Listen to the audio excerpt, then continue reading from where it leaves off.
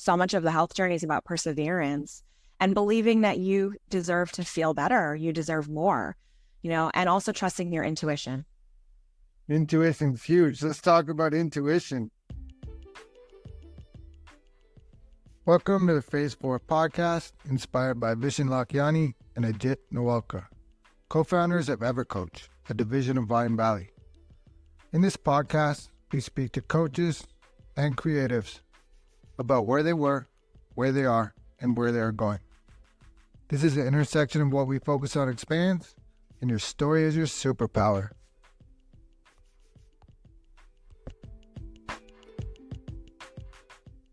My guest today is Nicole Glassman.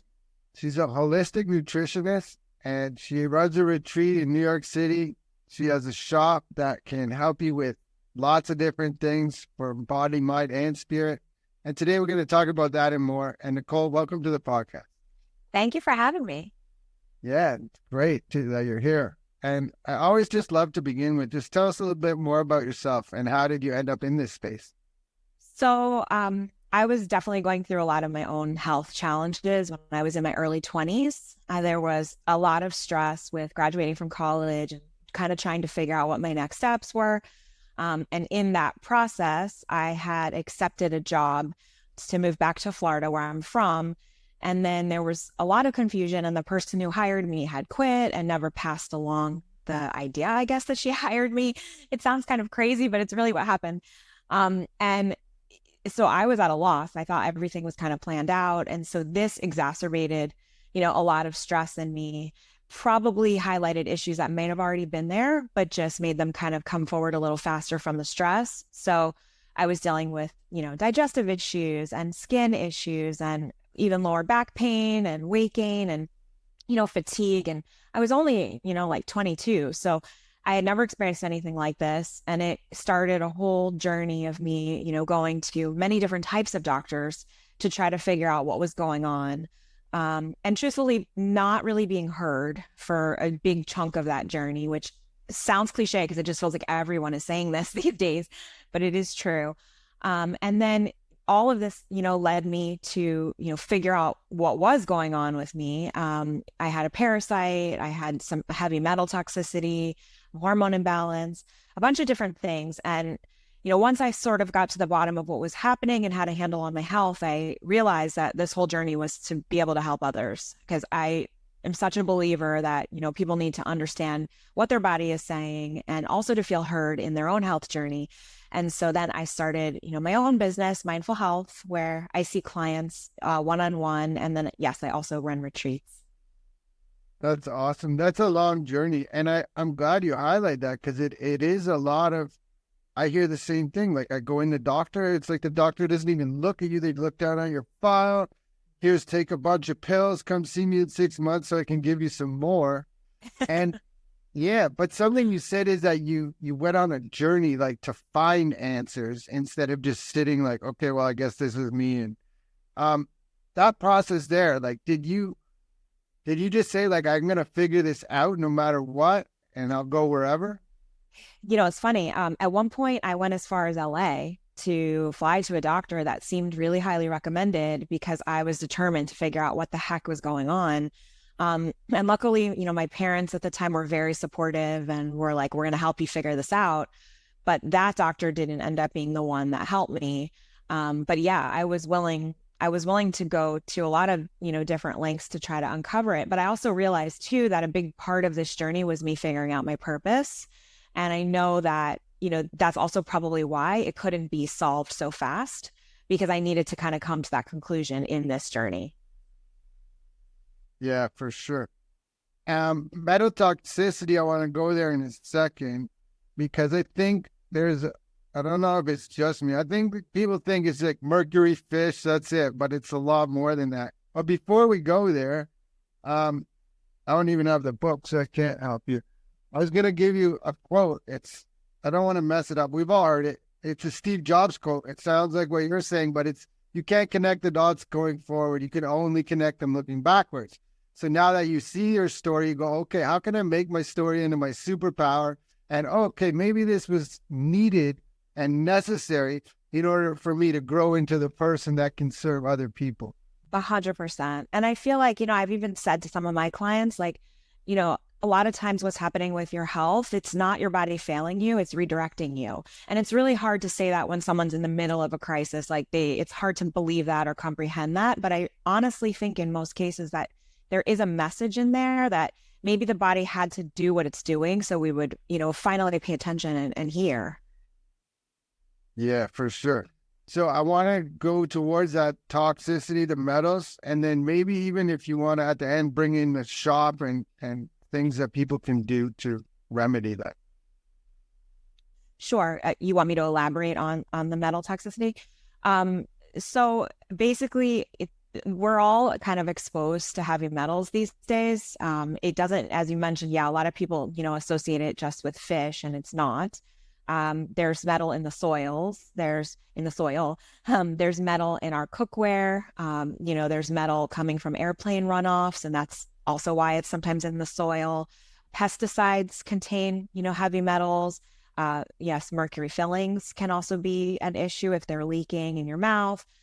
There's so many different places that we're exposed, and unfortunately, even pollution. So the question is kind of how exposed are you? Because there's even situations like lead pipes in old buildings that, could have metals. There's, aluminum and things. It's unavoidable, honestly. So it's really just about how exposed you've been, how your body is, effectively getting rid of them, how overloaded you are. For me, I honestly believe I was also born with them because there are metals in cigarette smoke. And my dad used to be a smoker. He's not now, but he was a heavy smoker. So chances are I was definitely born with some anyway. And then who knows, necessarily where the exposures were after that. But it plays a huge role negatively in your health. It can cause immune system issues. It can cause, autoimmune issues, cancers. It can cause inflammation in the body. It also changes the pH in your body so that you're more predisposed to, say, maybe parasites or, other toxins that can live easier in the body when the metals have kind of created a terrain for those pathogens to survive. Usually they're the deepest toxin in the body, like they're pretty deep. Right. And so you go through this journey, and at the time, I'm sure you're kind of scared. You're not sure. You don't know what's going on. Then later you find out, oh, okay, now I've done this. I've done the work. I know how to figure it out. And I know how to help other people with it. So what does that look like? So, a big part of my practice is I do a test called electrodermal screening. It goes through and checks 48 different points on the hands and the feet. Those points relate to acupuncture meridians. And I'm getting a reading on my computer screen to see whether that person is balanced, whether that point is balanced, or whether it's maybe inflamed, whether it needs some extra support. So it's going through things like the digestive system, the liver, the thyroid, many different points. And then from there, I go and I check, okay, this system seemed to show up as in most need of help. Why? We scan through and we see, are there food allergies? Are there deficiencies? Are there pathogens they've been exposed to? What's going on? So then from there, I then test to see which remedies might balance it, what we need to do food wise. Because then we do a nutrition session based on what I found. But then there's another piece, which I added in more recent years, which really deals more with the emotional. So I'm looking at, I'm using the chakra system as a baseline to kind of see how a person is functioning in life. So for example, if, they showed up on the testing with an adrenal issue and they're chronically stressed, then maybe it would be a root chakra issue, which from an emotional perspective has a lot to do with change and transition, stability, support systems in life. So we would dig into that and see, okay, what does your life look like? Are there things in your life that maybe need to shift so we can better support your physical health? So, and in those sessions, there's a lot that goes on. Some of it is exercises I've created. It might be things we're talking about. It could be work with crystals or essential oils. There's some meditations and visualizations. It's customized. But so that's kind of how I approach a client when they first come is, taking an approach where I'm looking at all aspects of their life to better direct them so that they heal and we're not band-aiding a problem. Yeah, I love it. And I love the idea of crystals, oils, chakras. When you were talking about meridian points, I was thinking chakras. And so these are just blocks in our body. And I'm glad you connect that. it's not just physical, right? You just read the MRI or whatever. It's not just that. There's an emotional reason. It might manifest physically, but most of the time it stems from an emotional. Absolutely. Absolutely. Like you can be, exercising and eating well, but if you're actually miserable in your life, there's things that are happening physically. And that's probably why a lot of people think, well, I'm doing all the right things. Why do I still feel like garbage? Well, what's happening spiritually? What's happening emotionally? Like what's going on in your life and what can we shift? Sometimes it's people feel powerless too to make change and they need someone to help them see that change is possible. So that's also something that I help with. Yeah, that for me personally, that was a big thing. I heard someone say, why don't you take back your power? You're giving all your power to the doctor. And I was like, yeah, it's true. Just because he's a doctor and he has a piece of paper that says, and so I gave it. But then the second I started taking it back, everything changed. Absolutely. And that was probably part of your lesson. And you probably got a better doctor or a better practitioner because you were, standing up. Yeah, I did like you. I went to New York to find the doctors, a couple different, and same thing. That's why I asked that question at the beginning, because I always had this belief, like, yeah, I'm in a position I don't want to be in. I'm challenged, but there's an answer out there, and I just have to find it, even if it wasn't invented yet. And where the other side, some of the groups I facilitate, people are like, just like, I'm screwed. The doctor told me this is it for, and I'm like, no, you mean your prognosis is not, or your diagnosis is not your long-term prognosis, but when you, Absolutely. yeah, sorry, go ahead. No, I agree with you. I think that's 100% true. And there's so much of the health journey is about perseverance and believing that you deserve to feel better, you deserve more, and also trusting your intuition. Intuition's huge. Let's talk about intuition. So, how can you use your intuition? How can you develop your intuition? And how do you know if it's intuition or if it's just a thought that doesn't not helpful? Yeah, it's a good question because sometimes fear can be masked with intuition and you can't necessarily distinguish. I know for me, I always feel something in my gut, like literally, like the solar plexus area, the diaphragm area. If something's not right, I get this feeling kind of in there that feels unsettled. And I know for other people, sometimes, it manifests in different ways. But I always say, like, if you have trouble connecting to your intuition, maybe ask for a sign. And maybe that sign is something as simple as I want to see the color red 3 times to know that this is the right choice or the wrong choice. Like it doesn't have to be some crazy message. You can decide what that sign looks like. And then if you see it within that time frame, maybe that's confirmation for you, just as you're practicing, checking in with your intuition. Yeah, I like feathers. I have an example. We did this the other day. So I always go for a walk. I kind of go the same way every time. And I come out of my driveway, I turn right, go around the block. Saturday, for some reason, I'm like, let's turn left. So I turn left and I'm walking. And like 20 minutes into my walk, this deer, bigger than me, like runs 10 feet in front of me. And I'm like, man, if I turned right, I wouldn't have seen that. Wow. I love deer too. That's such a sweet message. Yeah. And so, yeah, you love deer and you're in New York and you have a retreat. I'm sure there's deer running around that area. Can we talk about your retreat a little? Yeah, sure. So I was running group retreats for 10 years and I loved them. And it was the women's wellness retreats. I did most of them in the US with the exception of one in Mexico. And it was a wonderful experience. But now I've transitioned. I don't know if this will be for the long run or if this is temporary, but transition to working more one-on-one and or with a person that maybe it's a 2-person, but they've come together on retreats at my lake house. And I'm able to create, customized wellness programs for them or for that person, because what I was finding on the retreats is people needed more individualized attention than I could offer in a group setting. And I was trying to create this time for people on the retreats where they could have one-on-one sessions, and I was spreading myself too thin.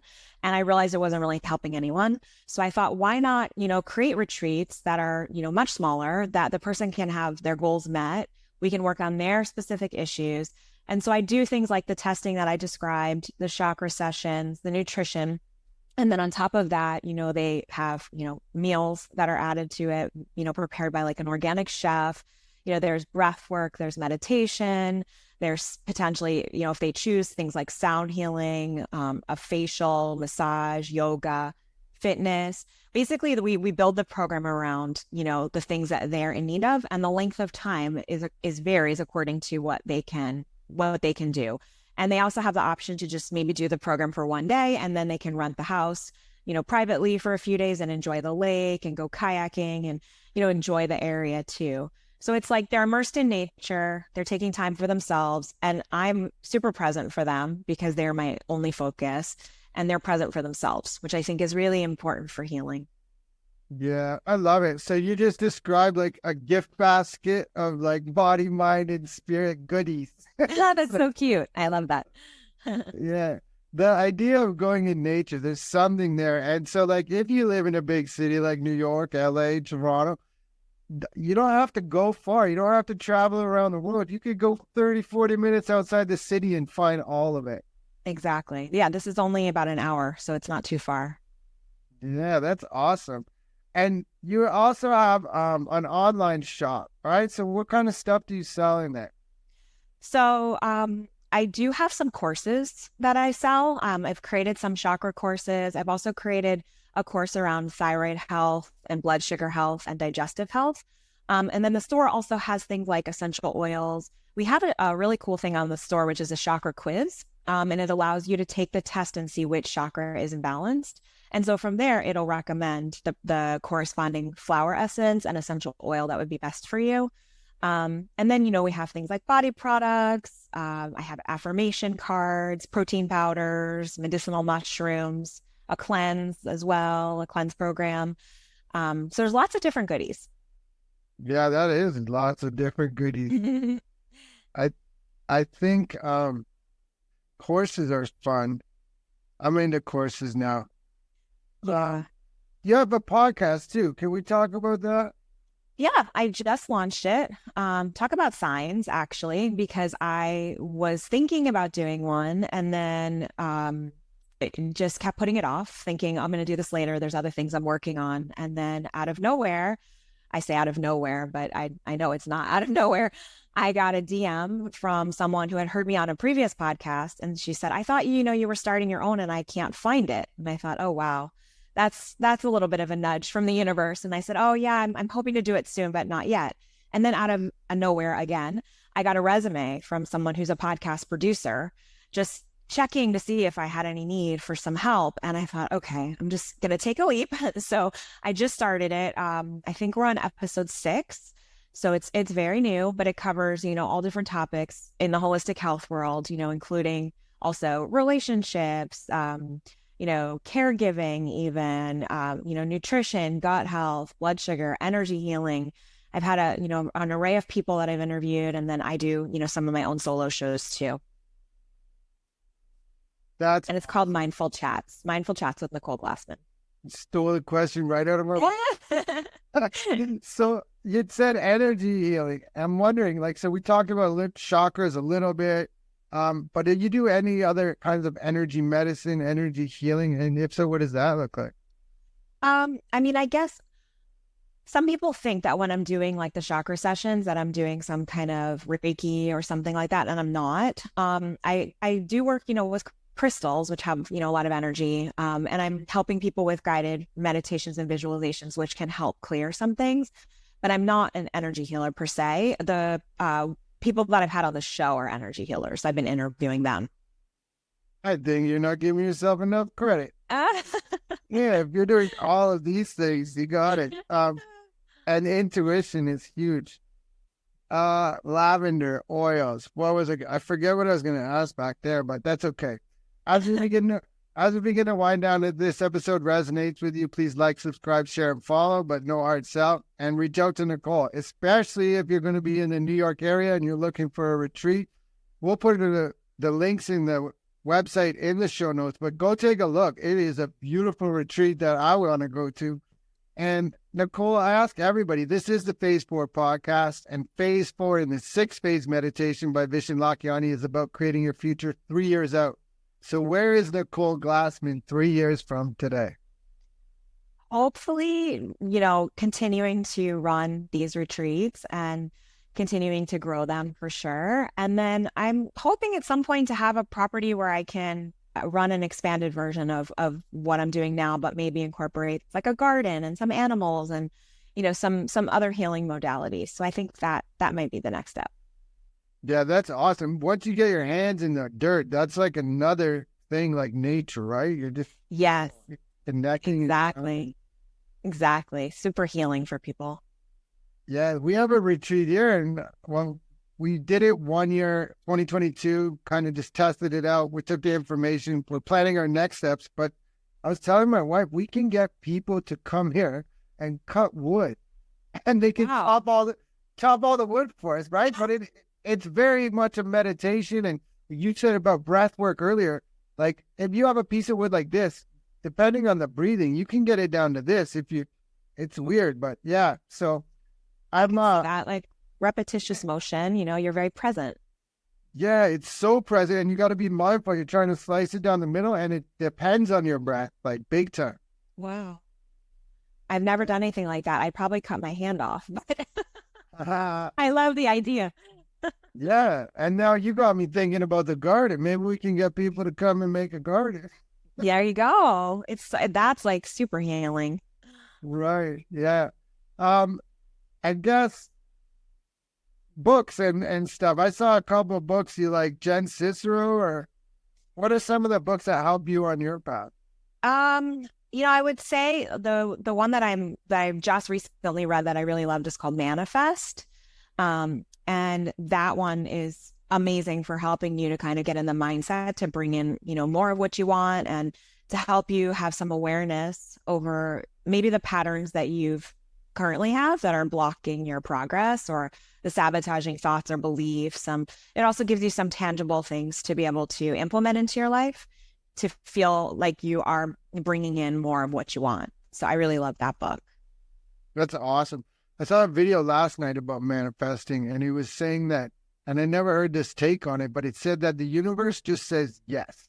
So it doesn't matter what you want, the universe will say yes. And so when you're saying, oh, my back hurts, well, okay, yes. You want your back to hurt? Here you go, right? Or whatever it is.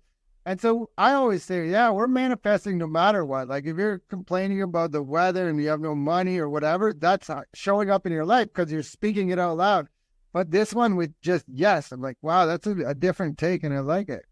It's so true. And that's such a nice way to think of things too, because a lot of people feel like, even though they're not conscious of it, that they think the universe is against them. I hear it all the time, like, why does this keep happening to me? And then they name all the things that are happening to them. And I'm like, stop focusing on that. Your list is going to grow. So yeah, for sure. I used to be that guy. I used to say, why me? I was like, why me? Why me? And then one day I just said, why not? Yeah, I love that. That's a great reframing. Yeah. I think as we're finishing up here, I usually let the guests kind of take it wherever they want. So if you have something to sell it. If you have something, piece of inspiration or a message or something I missed altogether, just wrap it all up for us. Sure. Yeah. I mean, I do work virtually. So if anybody is in need of some support, a lot of my services I can do virtually, and I have, quite a number of clients that are not in New York. The retreat situation, you would need to come to the area, but for the one-on-one, it's not necessary. And yeah, the other message I would say is if you are going through a health struggle, like just please find someone that listens to you and that teaches you maybe how to understand your body better, because nobody's going to be your healer. You are capable of healing yourself. You just need someone to help guide you. So just keeping that in mind. That's such a great message, right? No one will save you, but you don't need anybody to save you because you can save yourself. Yes, you just need guidance. When you're talking about chakras back there, that you have this quiz, I'm just curious, is there like one that sticks out, like maybe the root chakra that's always that one more than the others? It's interesting. I'd say with my clients, there's three really, and I know that we focus on 7, so 3 isn't really that narrowed down, but the solar plexus, the root, and the sacral. They're the 3 that show up the most. With women, more so the sacral. It's more about finding joy in your life and not feeling guilty for taking care of yourself or doing good things for yourself. And then sacral is a lot about, I always say it's like, what are you not digesting in your life? So if you're really overwhelmed or there's a lot of things that feel like they're out of place, sacral and solar, sorry, will probably be showing up too. Yeah. I think for women especially, right? This is just a hierarchy or forever where it's like women have to have kids, make dinner, do all the other things and focus their attention on weight. So it must be very difficult to be like, oh, I'm allowed to do that for me instead. You nailed it. It's the have tos and the shoulds. Like that is the like the Achilles heel of that chakra. There's so many shoulds and not enough wants, and there's no time for the wants, and then that one becomes imbalanced. Right. And then over time that compounds and it can lead